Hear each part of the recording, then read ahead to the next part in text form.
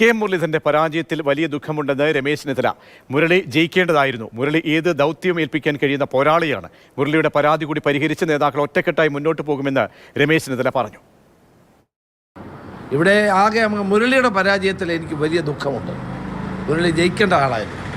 Murali party ഏത് ദൗത്യം ഏൽപ്പിച്ചാലും ആ ദൗത്യം ഏറ്റെടുക്കുന്ന വ്യക്തിയാണ്. ഞാനും ഉമ്മൻചാണ്ടിയും കൂടാണ് അദ്ദേഹത്തോട് നിയമത്തെ മത്സരിക്കാൻ പറഞ്ഞത്. അദ്ദേഹം അത് ഏറ്റെടുത്തു. അദ്ദേഹം വട്ടിയൂർക്കാവ് MLA ആയിരിക്കുമ്പോൾ ഞങ്ങൾ ആവശ്യപ്പെട്ടു വടകരയിൽ മത്സരിക്കാൻ. അവിടെയും അദ്ദേഹം ആ ദൗത്യം ഏറ്റെടുത്തു. അപ്പോൾ പാർട്ടി പറയുന്ന ദൗത്യം ഏറ്റെടുക്കുന്ന പാർട്ടിയുടെ ഒരു പോരാളിയാണ് ശ്രീ കെ മുരളീധരൻ. അതുകൊണ്ട് അദ്ദേഹം പൊതുപ്രവർത്തനവും നിർത്തേണ്ട ആവശ്യമൊന്നുമില്ല. ഞങ്ങളെല്ലാവരും ഒറ്റക്കെട്ടായി തന്നെ കേരളത്തിൽ പ്രവർത്തിക്കും. എനിക്ക് അക്കാര്യത്തിൽ മുരളീധരൻ മുന്നിൽ തന്നെ നിൽക്കണമെന്നുള്ള അഭിപ്രായം എനിക്കുണ്ട്.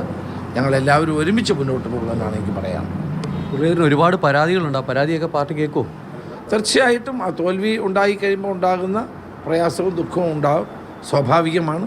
അതെല്ലാം ഞങ്ങൾ അദ്ദേഹവുമായിട്ട് ചർച്ച ചെയ്യും, ഒരു സംശയവുമില്ല.